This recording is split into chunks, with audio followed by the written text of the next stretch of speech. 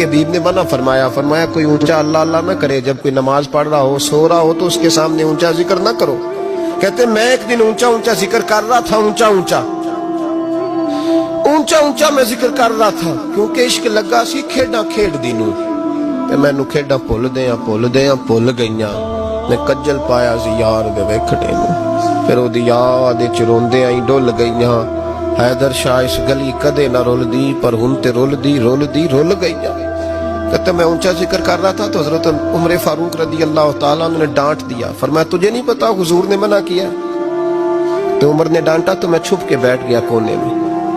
حضور آئے نا نماز پڑھانے تو محبوب نے پتہ کیا وہ عبداللہ کدھر ہے؟ کہتے میں کونے میں تھا، حضور نے فرمایا کیا ہوا؟ تو میں رو پڑا، میری عزت بڑی تھی نا مدینے میں، کبھی کسی نے کچھ نہیں کہا تھا۔ نبی کریم نے فرمایا کیا ہوا؟ عرض کی حضور کچھ نہیں۔ پھر بھی بتاؤ؟ کہتا میں رو پڑا، میں نے کہا یا رسول اللہ میری غلطی تھی تو سیدنا فاروق اعظم نے ڈانٹ دیا ہے۔ فرمایا ہوا کیا؟ یا رسول اللہ میں اونچا ذکر کر رہا تھا، اور بات بھی ٹھیک ہے، کچھ لوگ قریب نماز پڑھ رہے تھے، حضرت عمر نے منع کیا، نبی کریم علیہ السلام نے فرمایا بلاؤ نہ ذرا عمر کو۔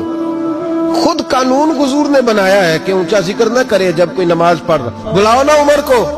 جناب عمر آئے تو حضور نے فرمایا عمر میرے عبداللہ کو کوئی نہ ڈانٹے، کسی ان پڑھ سے، کسی دیہاتی سے، کسی بھولے سے انداز دیکھے حضور کا، اسے کوئی نہ ڈانٹے۔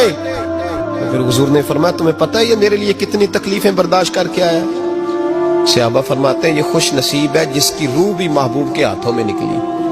اور جب جنازہ اٹھا تو حضور کی داڑھی سے ہم نے آنسوؤں کے قطرے ٹپکتے دیکھے۔ مدینے میں رواج تھا کہ قبر میں قریبی عزیز اتارا کرتے تھے، پر ان کا تو مدینے میں رشتہ دار ہی کوئی نہیں تھا۔ حضرت عمر فاروق اور جناب ابوبکر صدیق کہنے لگے ہم قبر میں اتارتے۔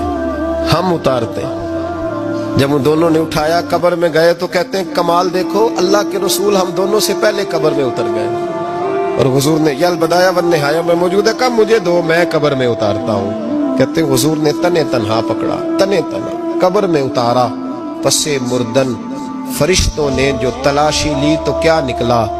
فقط ایک دل کے گوشے سے خیال مصطفیٰ نکلا۔ نبی کریم علیہ السلام نے قبر میں رکھا اور ساتھ فرمایا اے اللہ میں آج شام تک اس سے راضی تھا، تو بھی اپنے کرم سے اس سے راضی۔